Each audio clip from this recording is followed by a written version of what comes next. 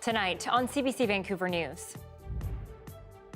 The lane that looked like it was the immunization booster lane was totally empty.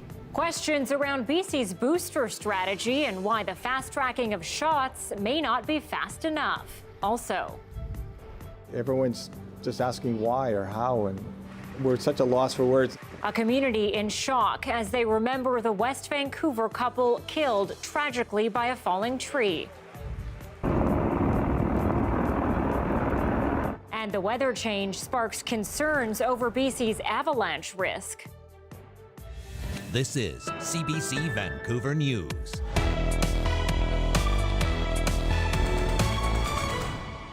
Good evening and thanks for joining us. Omicron is showing no signs of slowing down in this province, and the scramble is on to get more shots into more British Columbians. So far, 900,000 people have gotten a booster, and as Blackberry reports, some say the ramp up needs to go even faster.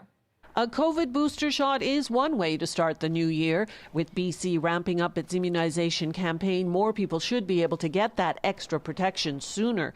In coming weeks, up to 1,100 pharmacies around the province will be brought online to help administer the vaccine. Our intent is to get most people their vaccination, their booster dose within 1 to 2 weeks of their invitation. A few things will begin to happen to make that possible. Health authorities will reopen mass immunization clinics in places like sports facilities and convention centres. As well, a call has gone out to bring back medical retirees and non-clinical people to give those shots. We have leased facilities. We're reaching out to immunizers. We're ready to staff and book. As of last Friday, British Columbians aged 60 and older are eligible for a booster 6 months after their second shot.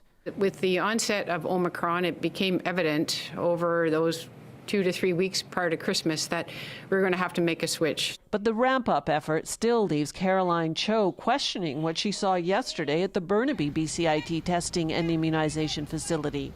The lane that looked like it was the immunization booster lane was totally empty. Cho had taken her mother to the site for a pre-surgery PCR test, but everyone was in the same 75-minute line to approach the clinic. I know the demand for booster shots right now must be huge.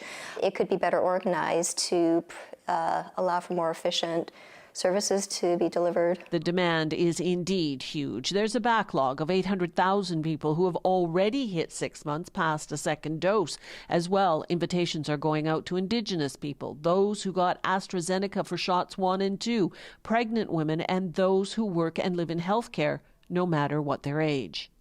I don't know anybody who doesn't know somebody who's had it recently, and that's a reflection of the virus changing. Health officials say it's inevitable. Everyone may not get sick, but everyone will be exposed to Omicron.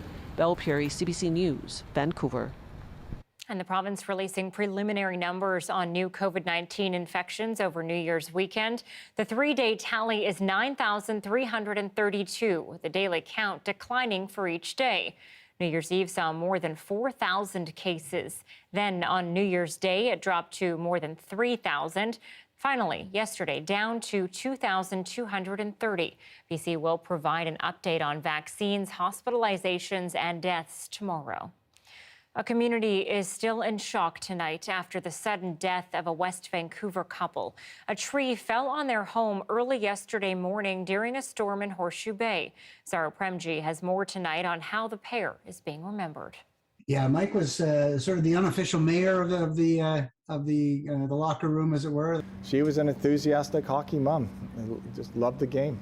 No shortage of kind words as the West Vancouver hockey community tries to come to terms with the loss of 2 of their own over the weekend. Very loving couple, welcoming family, generosity of spirit.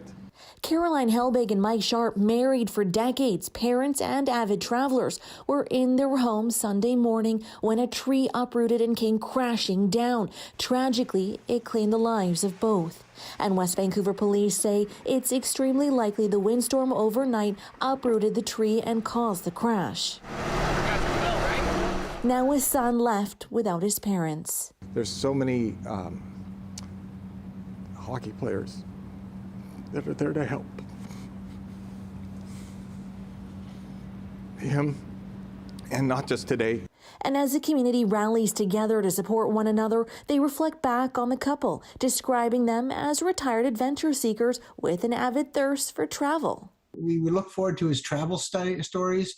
It was quite often where have you been next, Mike, and where are you going? Caroline, a loving travel writer and enthusiastic hockey mom and wife, and Mike, a humble, giving man who put everyone else's needs before his own. Kept an eye on everybody personally and would take active steps to make sure that everybody was well on all fronts. During the COVID outbreak, he started with the Feed the Need, where he helped raise and match over $300,000 to help feed the seniors. The hope for friends and family now for the couple's legacy to carry on. We are talking internally about how we can honor Mike's legacy with either a goalie hockey scholarship or a scholarship through the West Van Community Center. But for now, friends say life will go on because that's what the couple would have wanted. We'll be playing hockey on Wednesday, and we'll be thinking of Mike. But his teammates admit it'll never be quite the same. Zara Premji, CBC News, West Vancouver. And the underground parkade of the Horseshoe Bay Ferry terminal buckled from a rock slide last night as well. BC Ferry says no one was hurt from the slide that spilled into the parkade. For now, it stays closed for safety concerns. Anyone with vehicles still inside can get access, but they have to check in with a BC Ferry's official on site. There's no word yet on when the parkade will be reopened.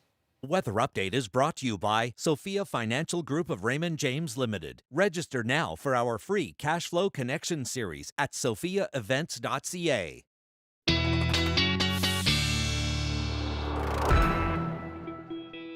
Meteorologist Johanna Wagstaffe joins us now with the forecast. And Joe, I'm told this forecast has you a little nervous.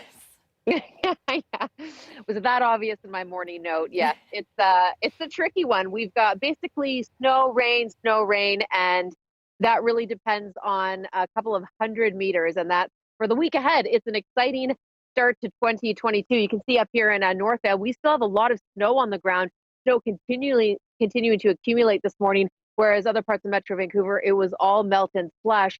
And we've got that risk of wet snow again overnight tonight. In fact, I want to show you what I'm watching. A spinning low sitting off the coast will be our weather story for the next few days. So that counterclockwise flow is going to continue to push in bands of rain and snow to the south coast and eventually for the rest of the province. Take a look at the warnings. We've got extreme cold from Prince George up towards the Peace, 20 to 30 centimeters for the Kootenays, and heavy flurry special weather statement for the island with these almost wall bands coming off the ocean. Just want to zoom you into Metro Vancouver because we actually have a special weather, a snowfall warning, I should say, for parts of Metro Vancouver. It's for Coquitlam, Port Moody, Port Coquitlam, Maple Ridge, Pitt Meadows, West Van, North Van, Lions Bay, and Horseshoe Bay.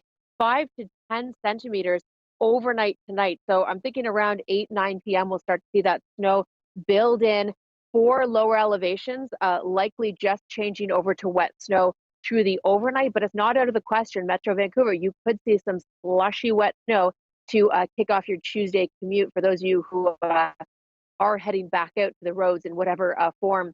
So here's a look at the snowfall accumulation, and you can see most of Metro Vancouver getting some kind of accumulation. Now, most of it will be, again, for those areas under the snowfall warning. And check out how much snow is expected for the sea to sky and the highway passes eastward as well. So we are certainly not done with our blast of winter weather yet. Anita, we've got a couple more snowfall events to talk about in the next couple of days, but it's going to be a tough forecast. We'll have to take it day by day. Okay, we'll talk to you soon, Joe. Thank you. Welcome.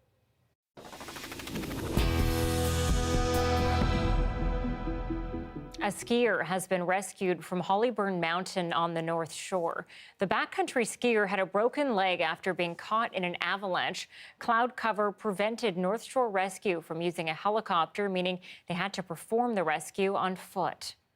And BC's search and rescue community is mourning the loss of one of its leaders. Carl Winter, a founding member of North Shore Rescue, passed away of natural causes on December 31st. A colleague says he helped save hundreds of lives over the years. In 1965, newly immigrated from Germany, he was one of a handful of people who volunteered for a civil defense team in the basement of a North Vancouver police station, which later became North Shore Rescue. I climbed many mountains with him, and as I've often said, tied to a rope in the back of Carl Winter, I climbed a hell of a lot of mountains. But it was he who led the way, and he led the way not only for Jerry Brewer, but he led the way for the team. So mountaineering skills became his contribution. Others of us did administration and other things to make things happen. But Carl's contribution primarily was mountaineering. Winter was 82 years old. Now, this latest surge in Omicron is another blow to BC's adventure tourism industry, is already struggling after 22 months of uncertainty. Heli ski operators say more than a dozen cases have shown up on trips since last month. And as Yvette Bren reports, plans for the future remain up in the air. Heli ski trips have been hit hard, first by border closures. Well, it's been a challenge. I mean, we lost 30% of our 2020 spring season. Now Omicron is turning up on trips. We lost all of last year. And so the operators are working really hard this year to try and have a full season as best they can. More than a dozen positive cases have shown up since the season started. Omicron has caught this sector a little bit by surprise. We've had very, very little revenue. Digging a hole for ourselves is just the constant uncertainty. Then one of his ski guides caught COVID. Our initial concern, of course, is it spread through the workforce, but we were lucky it didn't.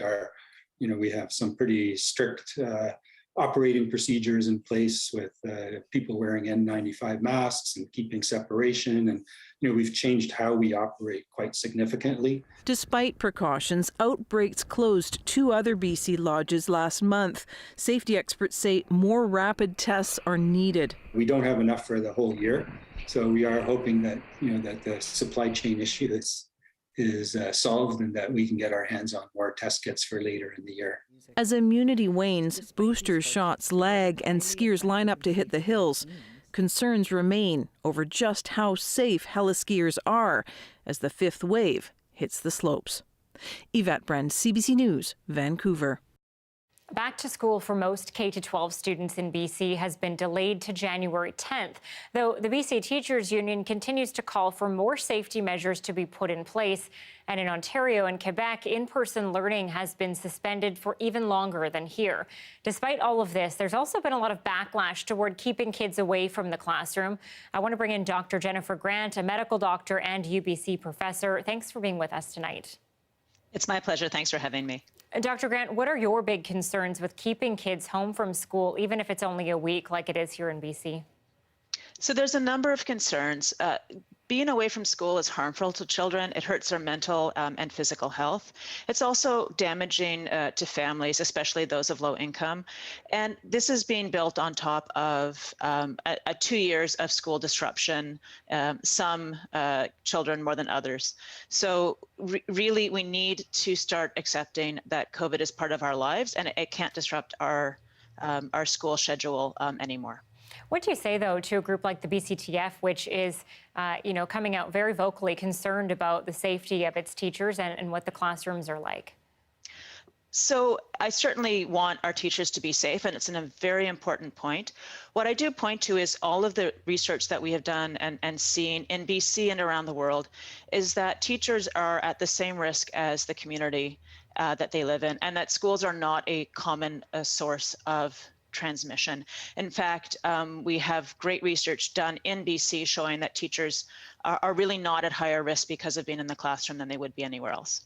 Well, we've been told that part of this 1-week pushback to the start of school in BC is so that classrooms can get prepared for the return, so we can avoid staffing shortages like we're seeing in other sectors like healthcare. Do you see that as a valid concern, a valid reason to delay school this 1 week? So we've been dealing with this virus for almost 2 years now. We're as ready as we're going to be. There's nothing that needs to change from our safety protocols because they've proven to be very safe. What we are seeing everywhere is that people are being infected in the community, and there's sort of no way around that. So we need to just keep moving with this. Hopefully, with the milder Omicron variant, we'll see some sniffles, and hopefully people will be able to get back to work very quickly if they do get infected. Are you seeing or hearing about any mental health challenges that have come up now with kids after they weren't in school for so long? You know, we know that they went back for a little bit, but are there any lingering issues from that? Yes. So the data from around the world are showing substantial increases in need for mental health hospitalization and emergency room visits. Eating disorder cases and need for hospitalization is up almost 90% in some instances. There have been a substantial increase in suicide attempts and successful suicides in our children. This is a much deadlier outcome than COVID is for children, because COVID is a very mild disease in the vast majority of children. Dr. Jennifer Grant is a clinical associate professor at UBC's Faculty of Medicine. Thank you. You're welcome. With a hospital system facing collapse, the government of Ontario is tightening restrictions from schools to shops to restaurants. How the province is tackling the Omicron crisis next.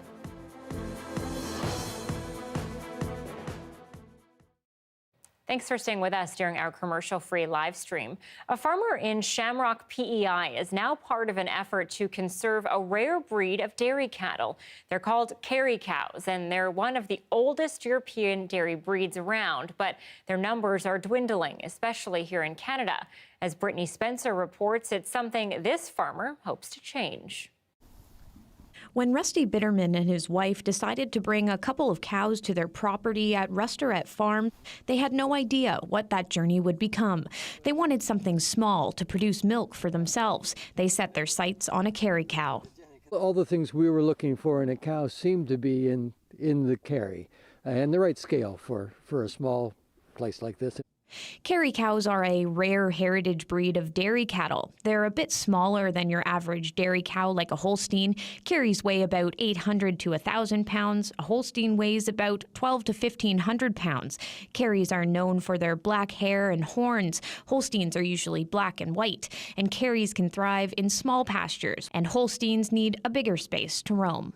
But when it came to actually finding a Kerry, Bitterman was out of luck. He called farms across the country, but no one had a Kerry to sell. That's when he realized it was because there aren't many of them left. Less than 100 breeding females in all of North America. We came to realize that if people didn't act to protect the breed, it wasn't going to be there. It's gone from looking at a cow that would serve our needs to realizing that we probably should step up and play a role in doing something bigger. Then his luck changed when a farm in Alberta sent a couple Kerrys to his farm. In 2015, he got a Kerry bull from a breeder in the U.S. She's been working for years to increase numbers in the States and is happy to see farms like Bitterman's taking up the cause here.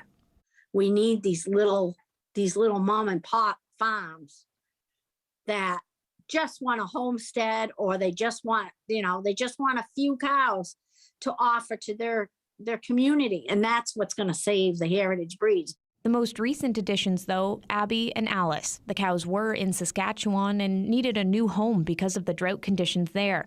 So they made the long journey across the country to their new home here on PEI. Bitterman's herd now has 8 breeding females and 3 bulls. Moving forward, he says he may explore things like embryo transplants to help boost numbers and genetic diversity in other parts of the country. It's the heritage of not just centuries, but millennia that would be gone forever. And it just seems to us unconscionable to let that happen on our watch. But for now, he's going to let his cows enjoy their new pasture, happy to know he's doing his part to secure a future for Kerrys on PEI and around the world. Brittany Spencer, CBC News, Shamrock.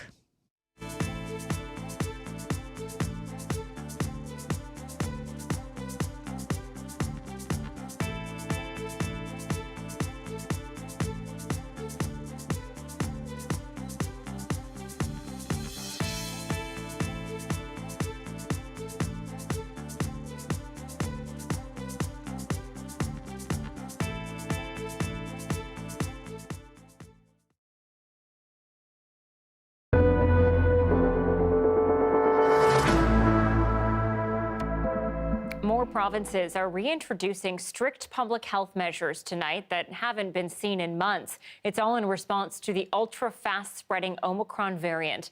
Ontario announced major changes today as hospitalizations climbed to double today what they were just a week ago. ICU cases are also rising. We face a tsunami of new cases in the days and weeks ahead. So the math isn't on our side. We could be thousands of beds short in the coming weeks. Faced with that, the decision was made at 12:01 a.m. Wednesday. The province will bring back a list of restrictions, hoping to slow down a virus that seems very hard to stop. There's also the issue, as you just heard in our interview, about returning to school, specifically how to do it and when. It's been a heated topic across the country since Omicron surge began. Julia Wong shows us the different approaches taken by different provinces and how those decisions are being received by parents. Schools are essential! Schools are essential! Parents' frustrations brought to the steps of Ontario's legislature Monday as the Premier announced students will go back to remote learning until at least January 17th, a return for many families to some of the hardest parts of the pandemic. Both parents working from home trying to manage two young kids, I think both situations fail. I don't think the parents are willing to do double duty anymore. He's so excited about school and having it been online, it's just so different. They're just not there. It's so easy for them to tune out, just not pay attention. Ontario Premier Doug Ford defended the move as necessary. The hospitalizations, the schools, the economy, the businesses, that's who we have to protect. And we've never seen anything like this. Almost every province and territory has now delayed the return to the classroom as case counts everywhere climb, most to January 10th, others like Ontario to the 17th or beyond.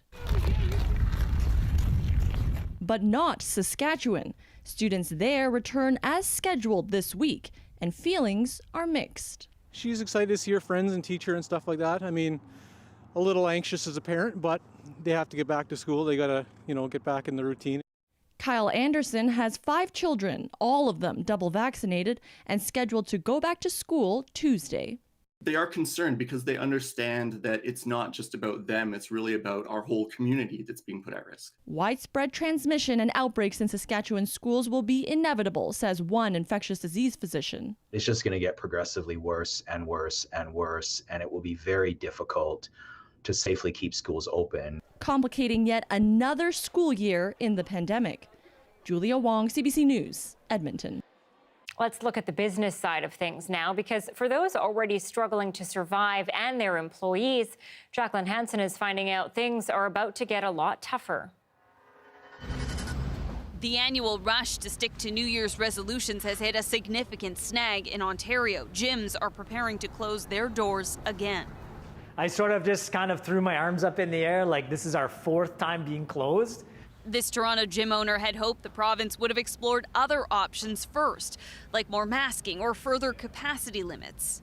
That's a simple, easy way for all of us to stay open. Indoor dining is also off the table. Outdoors is allowed, but in January, that's hardly an option.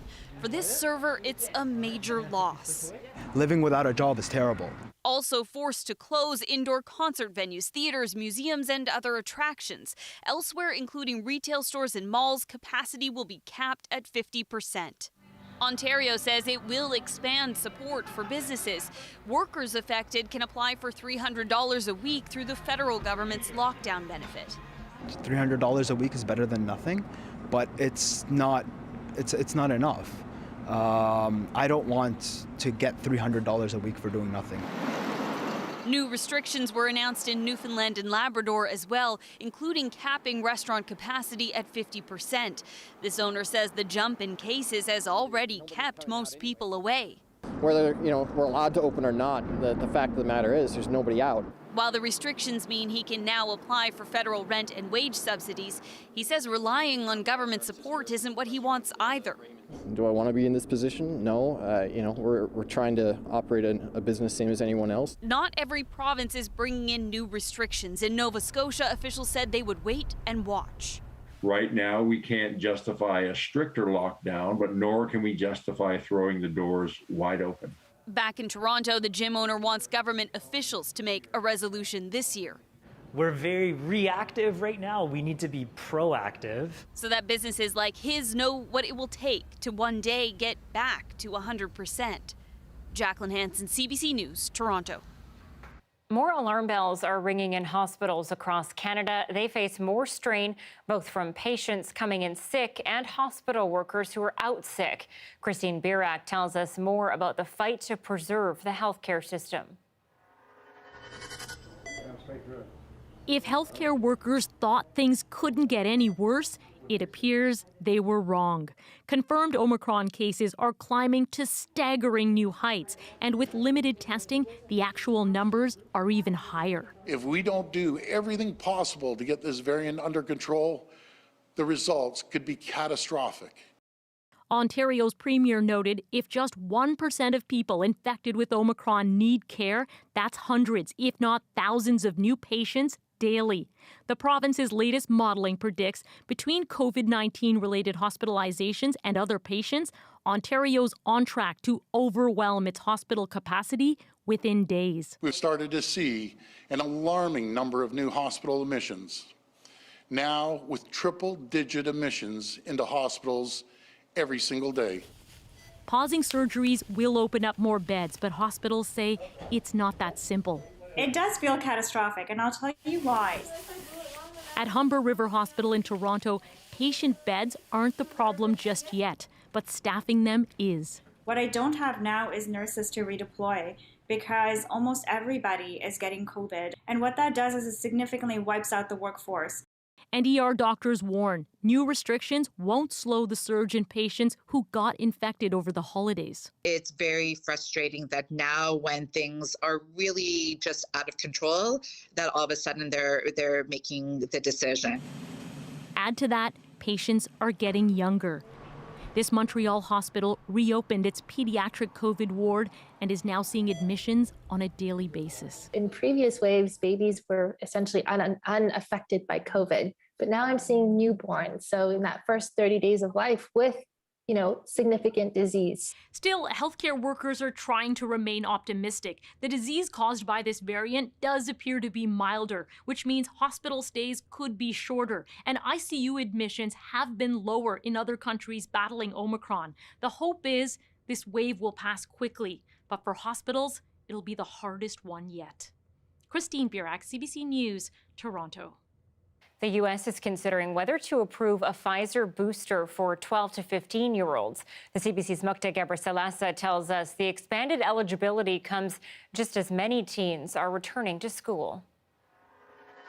Until now, in the U.S., anyone who was 16 years and older could get that additional shot. Expanding that now, it comes at a crucial time. We know that COVID hospitalization rates for kids are at an all-time high. And as for COVID cases across the board, the U.S. is averaging about 400,000 cases a day. The Omicron variant is to blame for the majority of that. And yet experts say the numbers will continue to go up. I don't think you're going to start to see a national peak until we get into February, because there's parts of the country that really haven't been hard hit by Omicron yet, and the virus will spread around the country.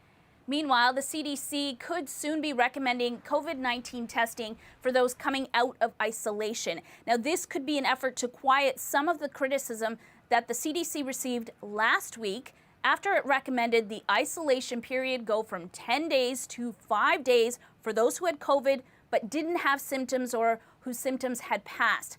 Now, those people were still being told to mask up when going out after their 5 days of isolation. The likelihood of transmissibility is considerably lower in that second half of a 10-day period. And for that reason, the CDC made the judgment that it would be relatively low risk to get people out. But now he says the CDC is now considering adding a new step, telling people to get a negative test result after those 5 days before they leave isolation. Mukta Gebrselassie, CBC News, Washington. To England now, where British Prime Minister Boris Johnson is trying to recapture support after Conservative members broke from the party line and voted against his increased COVID measures. As the CBC's Farah Morali explains, the defeat is the latest in a series of controversies putting Johnson's political future in question. Nestled along the river, the scenic village of Thames Ditton, a community that has voted Conservative for 115 years. But on the high street, mixed reviews of Tory Prime Minister Boris Johnson. I think he speaks utter rubbish.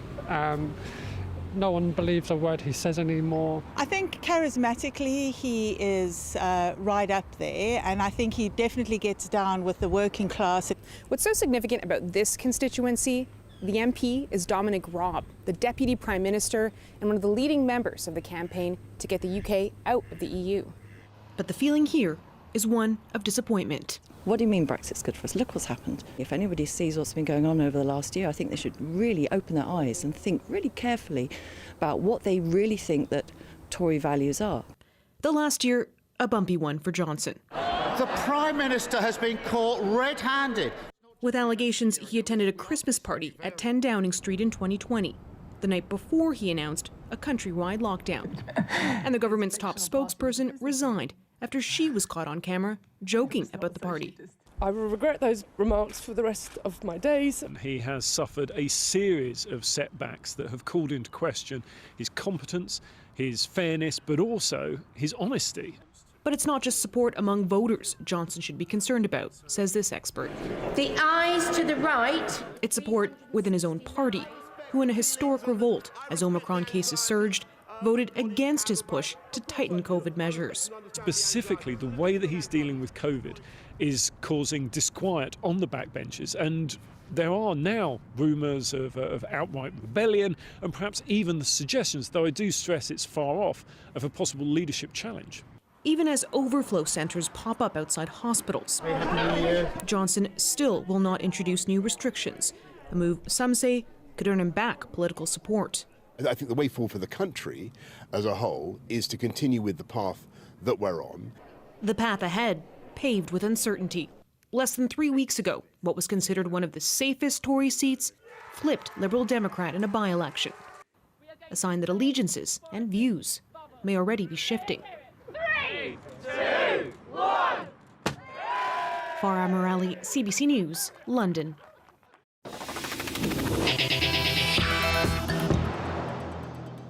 Details have been released about a deal between convicted sex offender Jeffrey Epstein and the woman who is accusing Prince Andrew of sexual misconduct.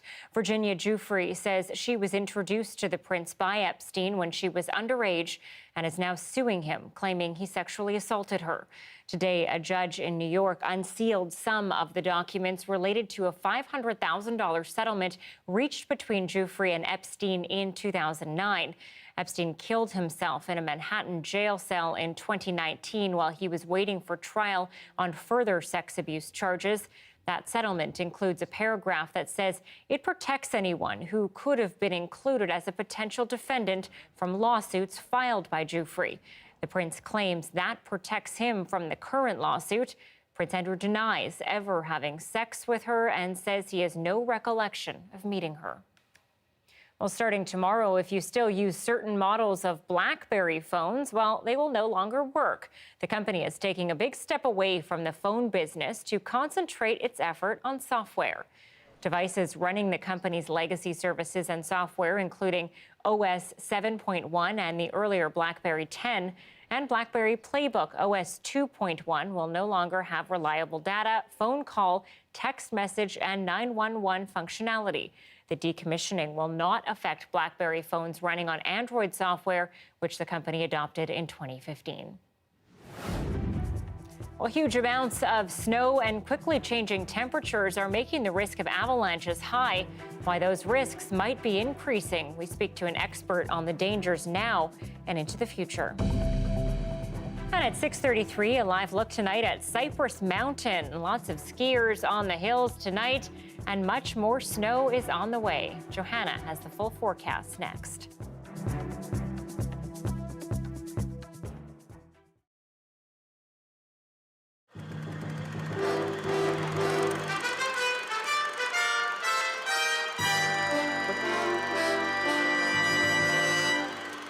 Well, if Newfoundland and Labrador have been missed, British Columbia has certainly been hit. Parts of that province have plenty of snow this year, and some people are hoping for plenty more. Melissa Fung reports. The weather was a little off today, but the rain couldn't keep people off the slopes in Whistler. The busy ski season has taken many here by surprise. After September 11th, a rash of cancellations raised serious concerns. How long would the tourists stay away? Since September 11th, everybody's concerned, of course, with what might happen, but it's recovered quite well. That's because the things that has made Whistler so successful didn't change after September 11th. Great snow and a low Canadian dollar. Every year we go to Vail, Colorado. This is our first time here. It's good atmosphere, good snow, good mountain, good weather usually. We just decided that it'd be a nice place to go. We actually had quite a good Christmas holiday. A lot of last-minute bookings. I think people were looking for deals and not really willing to make a commitment too early, not knowing what to think it was might happen in the world. But certainly it turned out to be very well, and we had a great holiday season. And for businesses like Gary Rowell's and Whistler, that's reason enough for cautious optimism. I'll be less concerned about the way things are when the season's over. Still a little bit of uncertainty. But a good ski season doesn't necessarily mean it will be a good year for tourism in BC. In fact, the province's second largest industry is expected to shrink further this year. We're actually forecasting 5%, 10%, and 15% decreases in revenue to the province, the provincial tourism industry, as a safeguard. We don't know exactly where it's going to fall, even though the more information we get, we don't think it'll be on the high end of that, but we're certainly prepared. We're taking it one day at a time, and I think that it's going to take a bit of, you may have to go a full year cycle before, this thing kind of irons out a little bit. And until it does, the people at Whistler say all they can hope for is that the good snow and great conditions last late into the spring. Melissa Fung, CBC News, Whistler.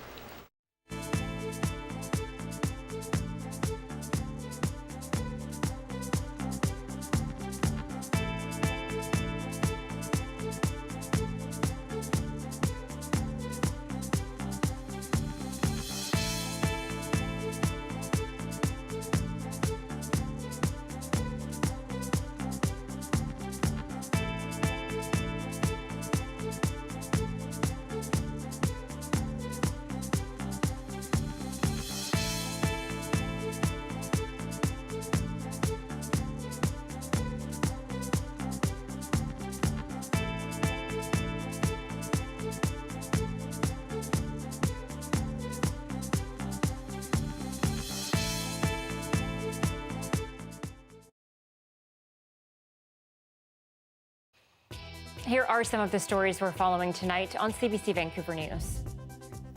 BC is ramping up its booster shot campaign, but some say it's not fast enough. Some lineups at vaccine clinics are empty, yet not everyone is getting their link to book their third dose.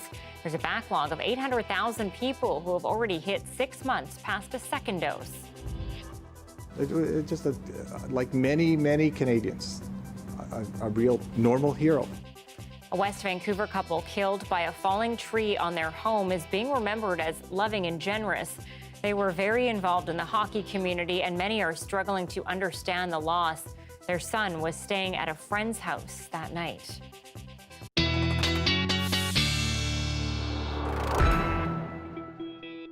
Time now for another check of the weather with meteorologist Johanna Wagstaffe. And Joe, I need to know, how much snow are we actually expecting this week? Well, it looks like we'll have a few rounds, Anita, and more for some parts of Vancouver than others. But the next 24 hours could bring another 10 centimeters overnight tonight into tomorrow morning to higher elevations of Metro Vancouver. So those are the places under the snowfall warning. Let me show you the snowfall accumulation over the next 36 hours. And you can see that swath of darker blue across our mountain passes and up towards the sea to sky, Whistler, getting another 40 plus centimeters of snow, as well as parts of the island. And then in towards the Kootenays, this is going to ramp up for you under snowfall warnings as well.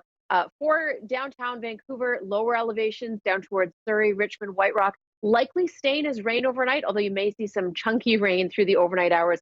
But down around 200 meters, not out of the question through tomorrow morning. So be prepared for messy. That's just one of several chances we have this week. So let me get you through this first pulse as that rotating low off the coast pushes in that fresh swath overnight tonight. We'll change over to showers for the afternoon for Metro Vancouver, but you can see the purple across the interior. Our mountain passes continuing to get heavy snow through Tuesday. And cold temperatures as well. Prince George -23 for tomorrow, -22 down towards Williams Lake, and with a wind chill, more like -40s for places like the Prince George region, and extreme cold alerts still in effect up towards the Peace. -47 is your wind chill tomorrow morning in through Fort St. John. -9 for Prince Rupert. Arctic outflow warnings also in place, so more like -20. And then you can see that mix in through Victoria, best chance of wet snow through the morning hours before changing over to rain.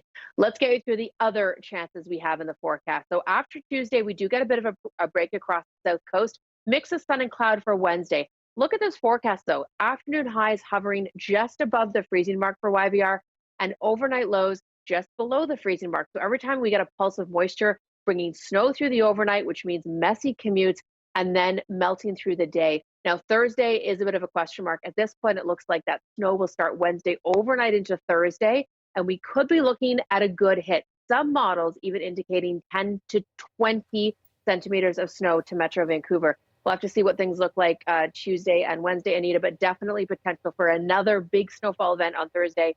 You know, I'll be watching. I'm probably up all night thinking about it. Okay, Joe. Well, I'll be texting you all night thinking about it. Sounds good.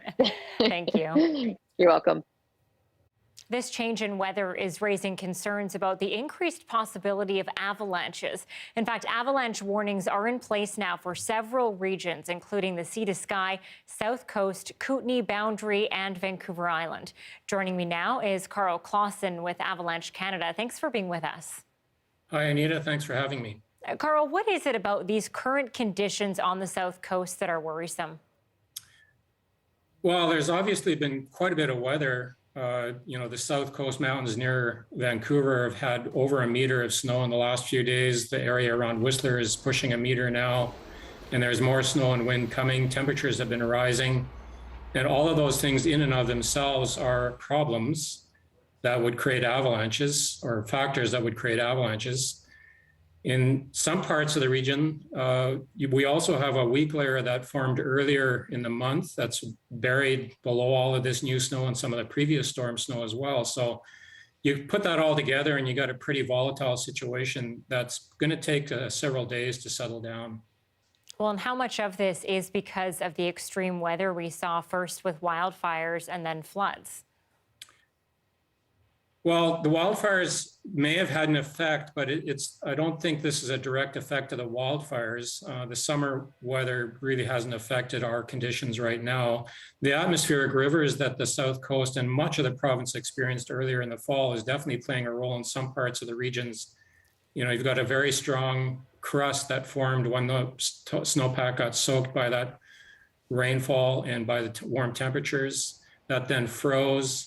It's a kind of a smooth, hard, slippery surface, and it's got a layer of faceted, sugary snow on top of it that's preventing storm snow, or the more recent storm snow, from bonding to that layer. And then in addition, we just had a cold snap, so that also created a layer higher up in the snowpack that's underneath the most recent storm. And so you have a combination of weak layers in the snowpack, you have lots of new snow, you have lots of wind, you have rising temperature. Again, all of those factors combine to create elevated avalanche danger in much of the South Coast region for the next few days, I think. Well, and even this extreme temperature, this extreme cold we've had as a result of climate change. So how is our relationship with the mountains going to change as a result of climate change, in your opinion? Well, I'm no expert in climate change. I'm not a meteorologist. I'm an avalanche forecaster. So I rely on the meteorologists and the climatologists to tell us what's going to happen. Our understanding is that climate change is driving more extreme weather events. Those extreme weather events, of course, create the storms that we have seen here over the last few weeks. And those are the things that drive avalanche hazards. So if we get more extreme weather, we'll get different avalanche patterns than we've had in the past. Will it be worse? Will it be better? I don't know, but certainly I think as these weather patterns change and become more the norm, the historical avalanche activity that we've gotten used to in some of these regions will probably change with the weather and the climate. Carl Clausen is with Avalanche Canada. Thank you. Thanks, Anita. As drug deaths mount, a new dangerous substance is showing up in tests. The impact on users and the call for action next.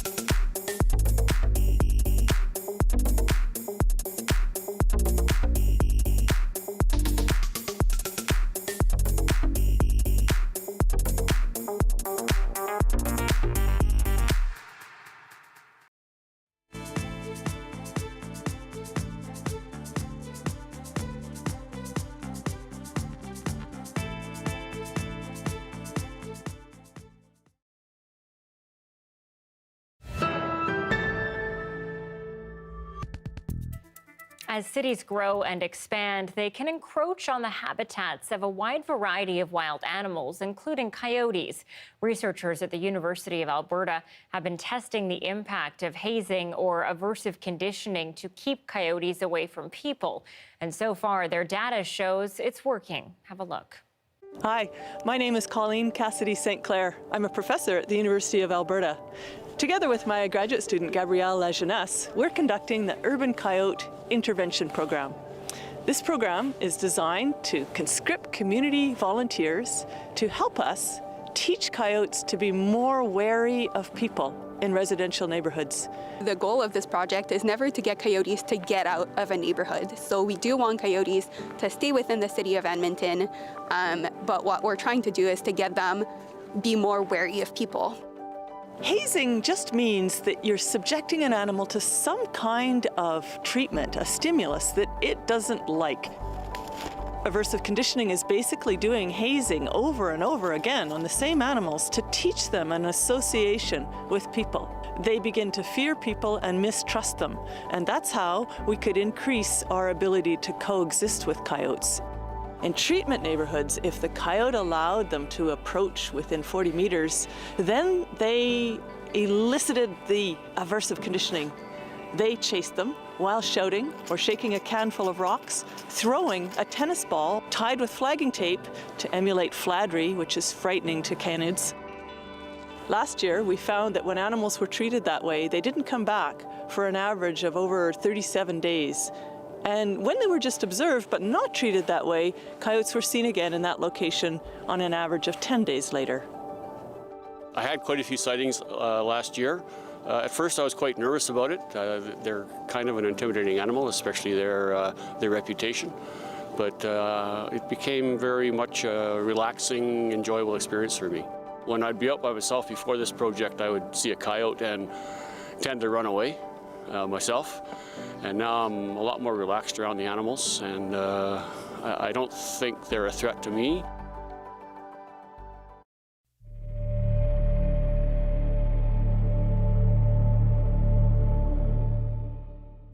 In 2021, BC recorded the highest ever number of illicit drug deaths in 1 year.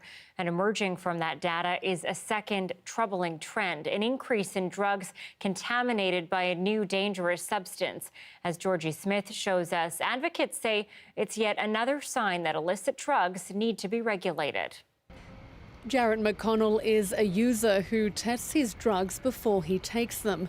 The pills in his hand contain fentanyl and another substance, benzodiazepines, also known as benzos. This here has a percentage of somewhere around 15% fentanyl, 6% benzodiazepine. Fentanyl is still the main factor in drug fatalities in Canada. Benzos are now making the opioid crisis much worse. So it is very, very dangerous, and it's very hard to know until you get your stuff tested. So that is what scares me about it most. Benzos are sedatives legally found in medication like Valium or Xanax, now found in street opioids across the country. It's consistently changing. We feel like we can't keep up with how quickly new drugs are coming in and out. Overdosing on opioids laced with benzos is riskier because naloxone, an immediate reversal drug, does not work on benzos. Survival is a waiting game, and it can take an entire day for a person to regain consciousness. Benzos actually add another level to that because they're not really coming back traditionally how they used to. So you're kind of wondering if they're actually coming back. Most users do not intend to take benzos. Despite that, more users are encountering them. I just lost all control of my body. Even long-time users are having difficulty tolerating their strength. Your mind is racing, and you know, your body's doing things that you can't control. It's very, very scary, and I thought I might die. Yeah. This rapid rise in benzos may be a new problem, but harm reduction experts say the answer remains the same. Only a safe, regulated drug supply will eliminate the dangers and save lives. Georgie Smythe, CBC News, Vancouver. As jobs go, it's not the most glamorous, but there's a reason why this man became Mr. Pooper Scooper. It's next.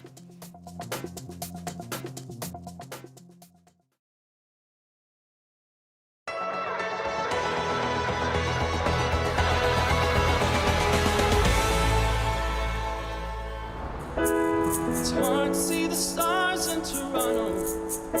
City lights are the stars, so it seems. And I first came determined. Dixon Road is a story about a Somali family immigrating to Toronto in the 90s and what it means to travel with your dreams to new places. Dixon Road is a very special area to the Somali community. My dad came here to Canada, and this was the first place he settled and had roots. And especially with a community that was escaping a civil war and trying to find home and community here, it was very important for them to recreate that community here, and Dixon Road is sort of where it started in Canada. Because I grew up with Disney and every musical episode of a television show, I kind of wondered when I would see a musical about a family like mine, and when something doesn't exist, you kind of just have to make it.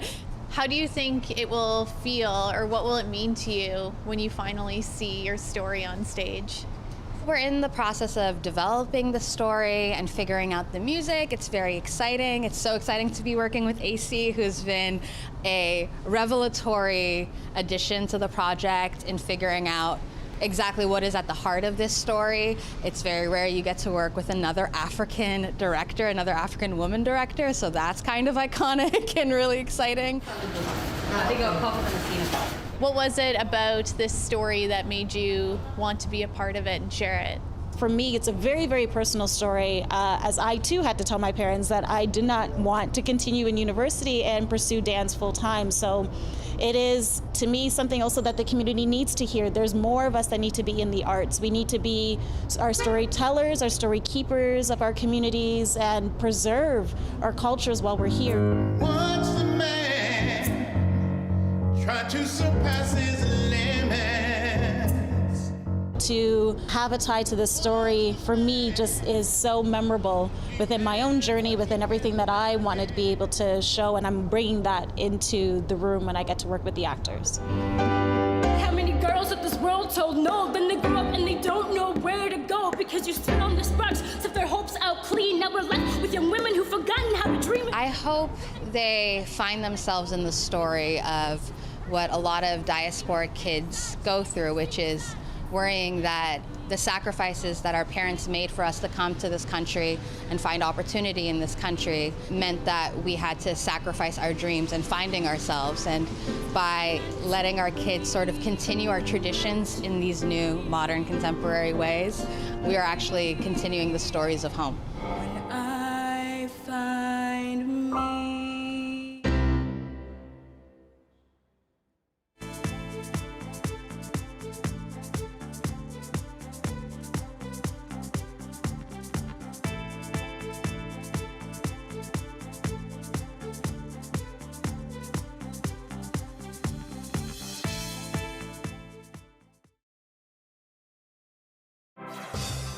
Hi, I'm Amy Bell, and here's what's in your CBC Vancouver inbox.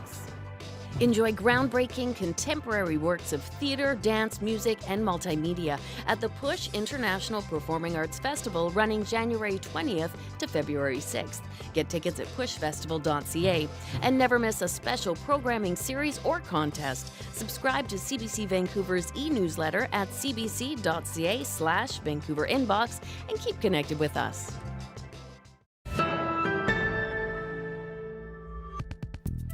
Many parents will tell you they'll do anything for their kids. Jeremy Markham is certainly one of them, and he's proving it. As Stacey Janzer reports, in order to make money to visit his daughter, he's doing a job that not a lot of people would stoop to. It's been hard, trying to live my life here with my family, with bills, all that. 3-year-old Blakely lives in Manitoba with her mother. After being laid off from a car dealership, Markham decided to try something different to make sure he could see his child, starting with this post. A lot of people say they would do anything to see their kids or do whatever they have to do to be in that position. Well, I did it. And, I was just a guy out there picking dog poop up. And it just blossomed to where it is now.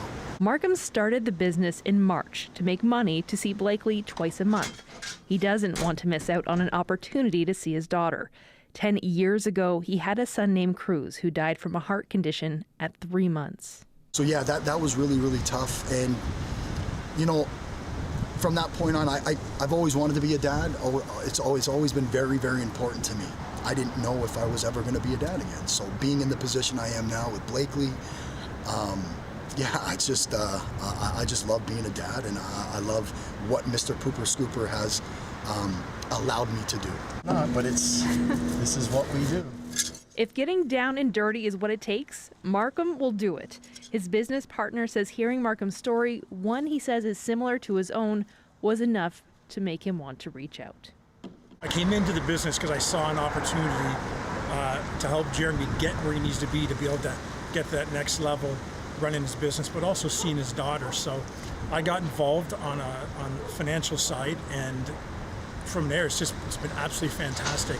The business is growing and the two have found a groove. As their clients continue to pile up, Markham says he hopes his daughter knows she can do anything she puts her mind to. I want her to know that Dad did this because I was in a position where I had to dig deep and do things that maybe sometimes you don't want to do. But when you do these things, opportunity happens. Stacey Janzer, CBC News, Essex. You got to do what you got to do. Good for him. That's it for CBC Vancouver News at 6 tonight. Thanks for watching, and we'll see you back here tomorrow.